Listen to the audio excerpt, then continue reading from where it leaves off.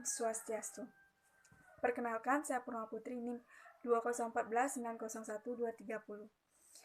Baik, terima kasih atas waktu yang telah diberikan kepada saya. Di sini saya akan menjelaskan hasil yang saya dapatkan pada minggu ketiga stase medikal terkait laporan pendahuluan dan resum pada pasien dengan dengue hemorrhagic fever. Nah, dengue hemorrhagic fever atau lebih sering dikenal dengan demam berdarah merupakan salah satu penyakit yang disebabkan oleh infeksi virus dengue yang ditularkan melalui nyamuk, biasanya Aedes aegypti. Nah, pada dengue hemorrhagic fever biasanya dapat terjadi kebocoran plasma yang ditandai dengan adanya peningkatan hemoglobin.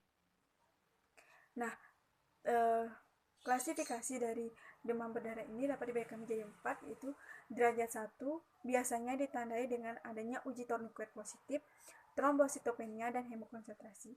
Yang pada derajat kedua biasanya ditemukan adanya peteki atau bintik-bintik merah pada tangan dan perdarahan lainnya seperti mimisan, muntah darah, ataupun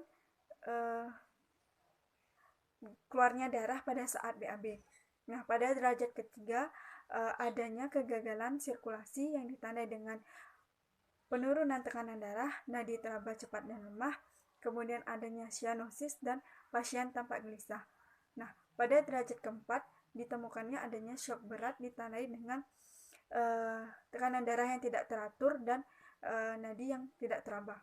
Etiologi atau penyebab dari demam berdarah ini adalah karena adanya virus dengue, di mana virus dengue ini merupakan termasuk ke dalam jenis arbovirus grup B, di mana virus dengue ini ada 4 tipenya, yaitu DEN 1, DEN 2, DEN 3, dan DEN 4. Nah, virus dengue ini akan ditularkan melalui vektor nyamuk yang biasanya itu adalah nyamuk Aedes aegypti yang kita sering dengar. Kemudian manifestasi klinis atau tanda dan gejala dari demam berdarah ini adalah yang pertama, pasien akan mengalami demam selama 2-7 hari, di mana demamnya ini akan naik turun atau disebut bifasik. Kemudian ditemukannya adanya perdarahan yang ditandai dengan adanya uji tourniquet positif, yaitu selain itu ada ditemukannya peteki atau bintik-bintik merah, ekimosis atau purpura, kemudian adanya perdarahan pada gusi, mimisan, kemudian muntah darah, dan keluar darah saat BAB yang disebut juga melena. Selain itu ditemukan adanya trombositopenia, yaitu trombosit kurang atau di bawah normal, yaitu di bawah dari 100, kemudian adanya peningkatan hemoglobin dan peningkatan hematokrit. Nah, untuk pemeriksaan penunjang pada demam berdarah ini dapat dilakukan dengan pemeriksaan laboratorium, yaitu darah lengkap. Untuk mengetahui adanya peningkatan hematokrit, biasanya pada pasien demam berdarah, hematokrit akan meningkat 20% dari standar normal sesuai dengan usia dan jenis kelaminnya. Kemudian adanya peningkatan hemoglobin di atas normal, biasanya di atas 18 mg, dan penurunan trombosit, biasanya trombosit pasien akan di bawah 100 mg/kubik. Nah, pemeriksaan penunjang yang kedua dapat dilakukan uji serologi untuk mendeteksi antibodi atau antigen seperti IgM dan IgG yang terdapat pada tubuh penderita. Yang ketiga dapat dilakukan dengan pemeriksaan ronsen toraks, yang mana biasanya ditemukan adanya efusi pleura pada DHF grade 2 maupun grade 3. Kemudian dapat juga dilakukan pemeriksaan ultrasonografi untuk mengetahui adanya pembesaran hati atau disebut juga hepatomegali. Nah, penata laksanaan yang dapat dilakukan pada demam berdarah yaitu pada fase demam dapat dilakukan dengan cara pemberian tirah baring, pemberian obat antipiretik, dan meningkatkan pemberian cairan oral, biasanya melalui jus ataupun pemberian air putih. Kemudian monitor tanda-tanda vital dan monitor hematokrit maupun hemoglobin. Nah, apabila cairan oral tidak dapat diberikan, sangat perlu sekali diberikan pemberian cairan intravena ruatan. Nah, pada pasien dengan demam berdarah pada fase kritis dapat diberikan penggantian volume plasma atau pemberian cairan, di mana kebutuhan cairan awal dihitung 2-3 jam pertama.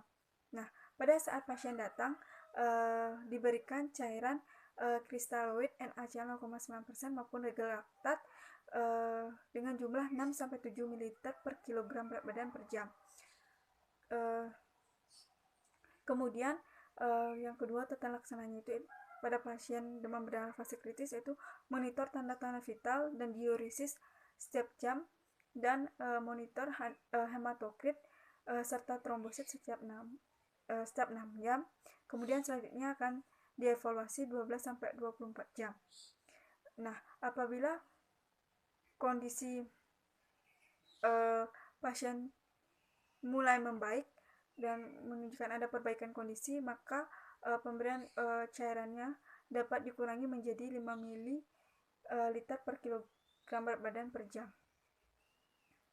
Baik, sekian yang laporan pendahuluan yang dapat saya sampaikan.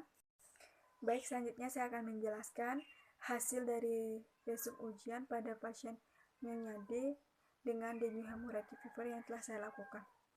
Nah, pasien bernama Nyonya D, usia 15 tahun dengan jenis kelamin perempuan.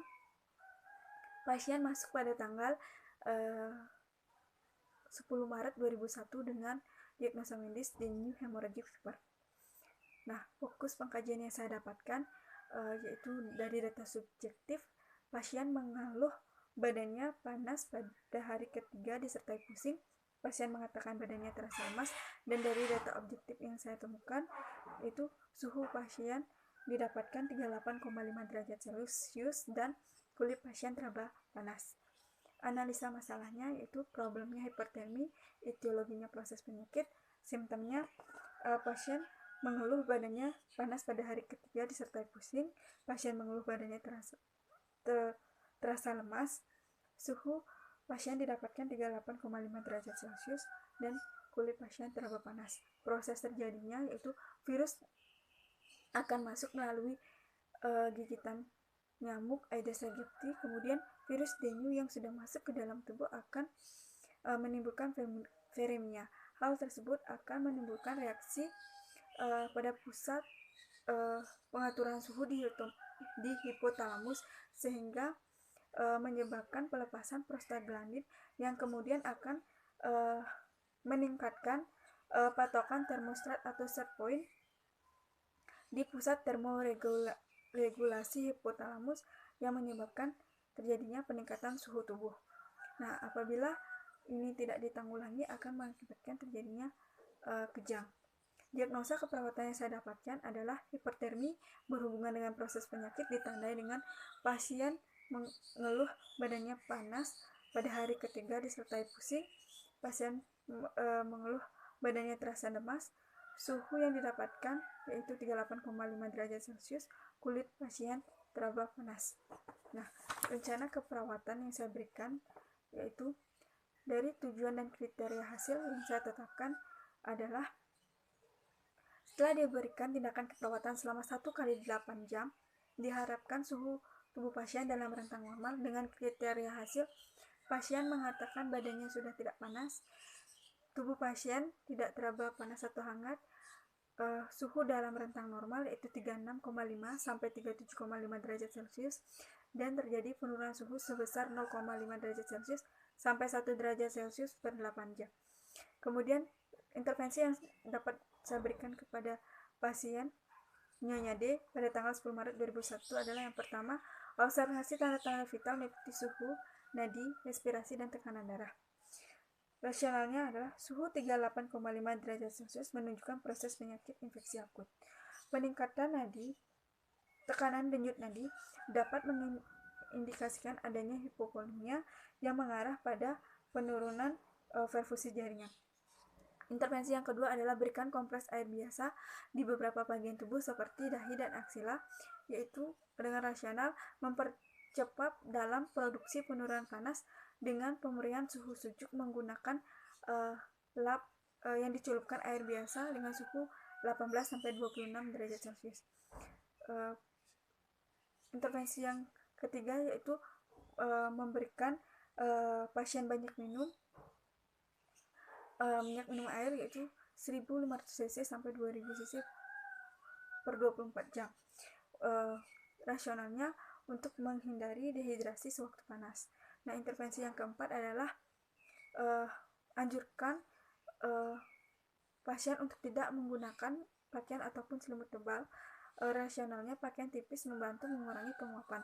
Dan intervensi yang kelima adalah kolaborasi dalam pemberian antipiretik, yaitu paracetamol 3 kali 250 mg, di mana antipiretik ini digunakan untuk mengurangi demam dengan aksi sentralnya langsung pada hipotalamus.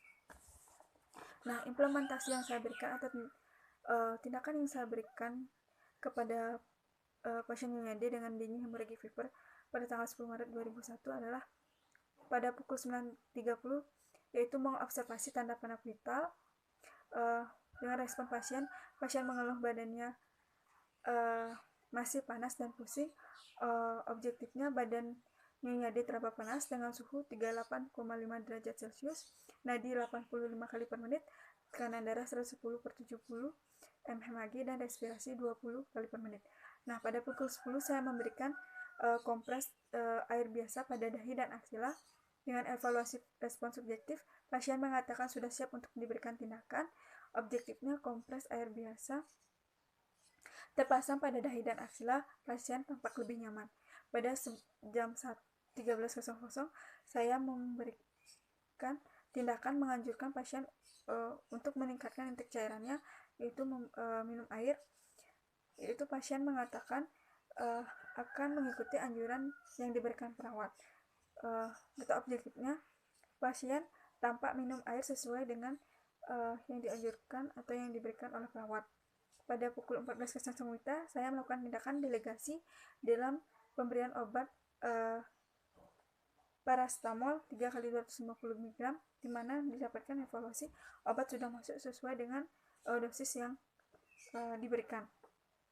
Nah, evaluasi pada Nyonya D dengan dengue hemorrhagic fever pada tanggal 10 Maret 2001 pukul 14.00 WITA adalah data objektifnya, pasien mengatakan badannya masih teraba panas dan lemas. Data objektif yang saya dapatkan, badan Nyonya D teraba panas, pasien tampak berbaring lemas di tempat tidur. Dengan tanda-tanda vital yang saya dapatkan, yaitu suhu 38 derajat Celcius, nadi 90 kali per menit, tekanan darah 110/70 mmHg, dan respirasi 18 kali per menit. Assessment yang saya dapatkan yaitu tujuan nomor 1, 2, 3 belum tercapai, tujuan nomor 4 sudah tercapai, dan masalah teratasi sebagian.